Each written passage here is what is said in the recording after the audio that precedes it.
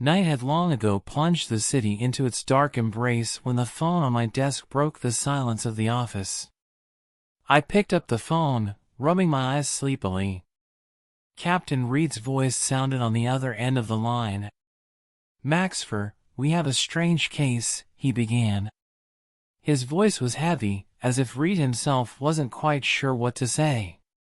One of the most confusing calls in recent memory. "What's wrong?" I asked, quickly joining the conversation. A woman's body was found in a quiet alleyway. No signs of forced entry, struggle, or forced entry. The house looks perfectly clean, but here's the strange thing: a few minutes before her death, she had called the police. Those words instantly aroused my detective passion.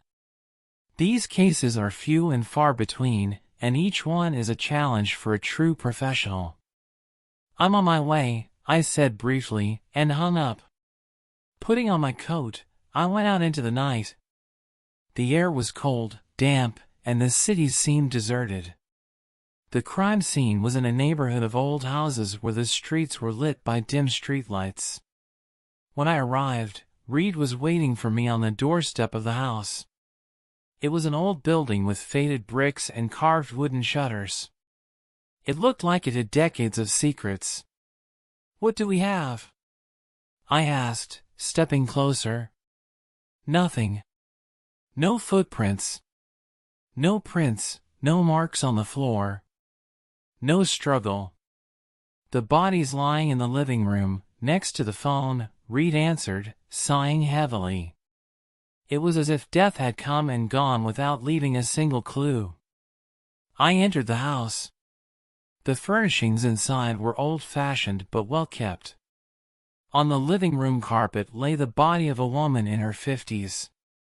A telephone receiver was lying next to her arm. Was she the one who made the call? I checked with the captain. "Yes. I'll get the recording of the call to you shortly." "There's something strange in there," he answered. I looked around the room, but there was nothing to indicate the presence of intruders. Not even the usual chaos that usually remains after a fight. Something told me that this case would be not only complicated, but one of the most unusual of my career. Support me by subscribing to the channel if you want more detective stories. I'm doing this for you, and your support inspires me. Let me know what you think of the video in the comments. Your opinion is really important. The house looked like every living thing had been weathered out of it. The shelves of books, the neatly arranged cushions on the couch, the antique clock on the wall, it all looked perfect, but too static, like a museum exhibit. I squatted down beside the body.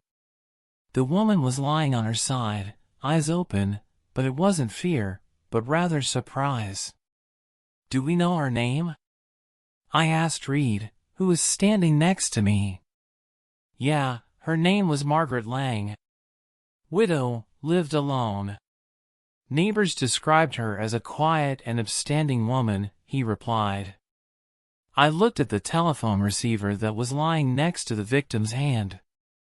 Nothing was visible on the surface, but my gut told me that this phone was the key to everything. "What about the call? Have you listened to the tape yet?" Reed nodded and handed me the tablet with the recording. I turned it on and heard Margaret's trembling voice. "Please help. I don't know who it is, but he's here." Her voice broke off as if she had been suddenly interrupted. "Were the doors locked from the inside?" I asked, handing back the tablet. "Absolutely," Reed confirmed. "No sign of forced entry." I went to the window. It was closed, but the lock looked suspiciously old. I noticed a subtle scratch on the glass. "Someone's obviously been playing with that window," I muttered. I turned back to Reed. "This is no ordinary case. It's either a brilliant criminal or something completely unexpected," I said, looking at the body. "I hope you find out, Maxfer," he said. Listening to the recording gave me goosebumps. Margaret's voice sounded panicked, but not hysterical.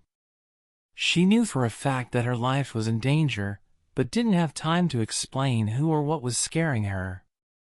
I turned the tape back on, this time turning up the volume. In the background of her words, a faint creak could be heard. It reminded me of the sound of a door or window opening. "Did you hear that?" I asked Reed.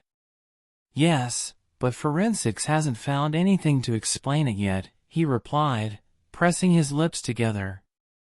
I picked up the cell phone lying on the floor. There wasn't a single fingerprint on the case. I turned my attention to the clock on the wall. It showed the time of the call, 9:15. "That creak, it could be a key," I said. My thoughts were interrupted by one of the CSIs who entered the room with a notebook. "Sir, a letter was found in the house." "It was lying in the desk drawer in the other room," he said, handing me a piece of paper. There were a few words written on the paper: "He is following me. Even now." The words on the piece of paper added even more questions. Who was this he? Why did Margaret feel she was being watched? I stared at this text and felt the mosaic begin to take shape, but I couldn't yet figure out what the picture was. The next day I returned to Margaret's house to investigate further. I was troubled by her words in the note: "He's watching me. Even now." It wasn't just paranoia. Margaret clearly sensed real danger. Looking around the house, I found another oddity: mirrors. In each room, they were arranged to reflect certain angles. One was directly across from the window, the other across from the front door. I couldn't help but wonder why she did this. "Are you sure no one entered the house?" I asked Captain Reed, who followed me in. "Absolutely," he confirmed. The neighbors hadn't seen anything suspicious, the locks were intact, and the windows were locked from the inside. Then how could she have sensed that she was being followed? I asked thoughtfully, looking into one of the mirrors. I noticed a thin layer of dust on its surface, except for a small area where it looked like someone had swiped a finger. It looked like a careless gesture, but it alerted me. "Captain, have forensics checked the mirrors?" "There may be traces left on them," I said. My musings were interrupted by one of the officers, who brought out a clipboard with the results of the audio analysis from the call recording. "We've amplified the background noise. Do you hear that?" He turned on the tape. In the background of Margaret's voice, the same squeak I'd noticed earlier was now clearly audible. But now the sound was clearer. It wasn't just the creaking of a door. It resembled the sound of footsteps. "Footsteps," I muttered. Someone really was in the house. Reed frowned. "But how?" "All the exits are blocked, and the cameras didn't pick up anything suspicious," he said. "Then we're missing something," I replied, looking around the room. The mirrors. They still caught my attention. But why? Reed brought in forensics to scrutinize the mirrors and windows. In the meantime, I decided to look into Margaret's past. Her neighbors said she'd been avoiding socializing in recent months, and on several occasions mentioned that she didn't feel safe. I began to look for connections to her surroundings. A curious detail soon surfaced. A few years ago, Margaret had sued a well-known developer of video surveillance technology. She claimed he was invading her privacy through hidden cameras.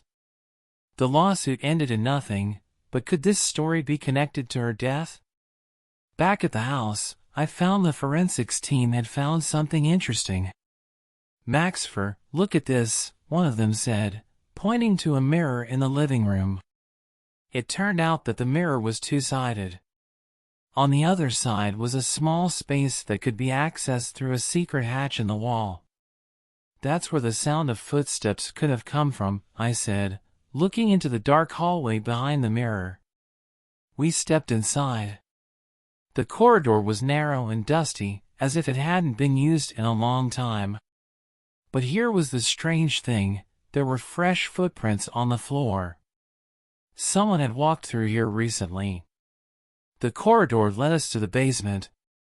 There was old furniture, cardboard boxes, and a monitor with a camera attached. The camera was pointed directly at the living room. He really was watching her, I said, feeling everything falling into place. But who is this he? The monitor in the basement became a key piece of evidence. The camera footage showed Margaret's movements in the hours before her death.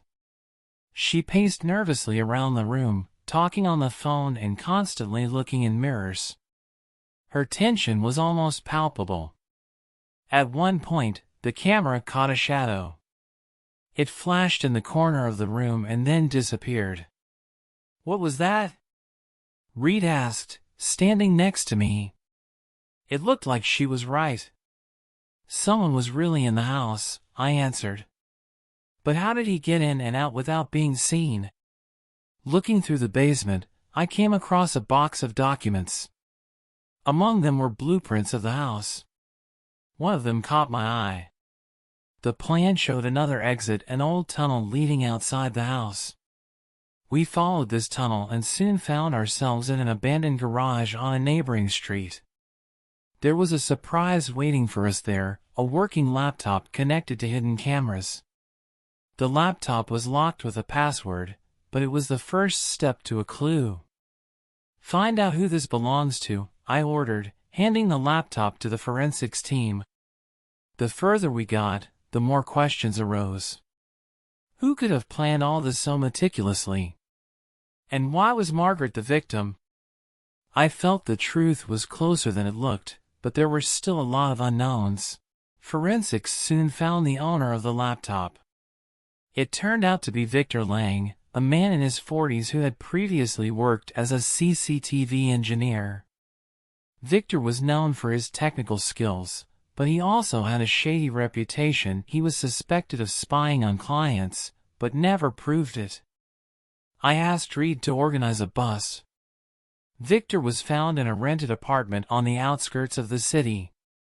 He looked calm, but it was too ostentatious, as if he'd been expecting someone to come after him for a long time.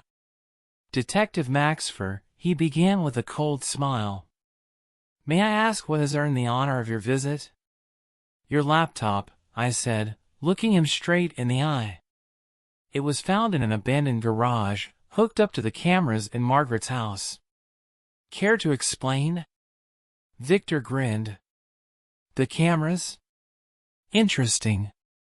And what did they show?" "For example, how you followed the victim. And how you used the old tunnel to get into her house," I answered, waiting for a reaction. But Victor remained confident. "You have nothing," he said with a shrug. "The cameras could have been installed by anyone. And about the tunnel, I didn't even know it existed." His confidence was suspicious. We turned the conversation to his past. I mentioned the trial with Margaret, but Victor denied it again. "She was a strange woman," he said. "I'd long since forgotten about her." We seemed to be at an impasse. But one detail changed everything. Before I took Victor out of the room, I noticed a thin scar on his arm. It matched the description given by one of Margaret's roommates. She had seen a man with the same scar outside the house the day before the murder. Victor was no longer just a suspect.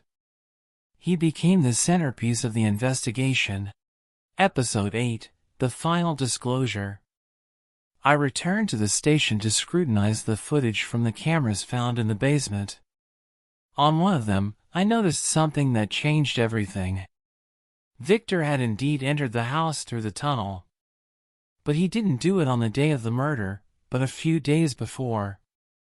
He had set up the cameras and then left the house, leaving everything on autopilot. That meant someone else could have committed the murder. I scrolled down the tape further. At the moment Margaret called the police, she was not alone. In the background, in the reflection of one of the mirrors, I noticed a silhouette.